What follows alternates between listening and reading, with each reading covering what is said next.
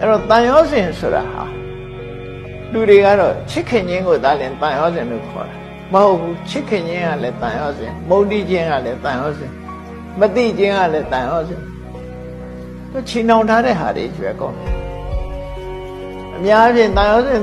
ဆိုရင်တဏှာပဲတူတယ်ထင်နေကြဟိုတန်ရောစဉ်10မျိုးရှိတယ်အကုသိုလ်တွေကတော်တော်များများတန်ရောစဉ်တွေကြီးပဲဘာကြောင့်တန်ရောစဉ်တွေခေါ်လို့ဆိုဆင်းရဲဒုက္ခနဲ့ချီနှောင်ထားလို့ပဲ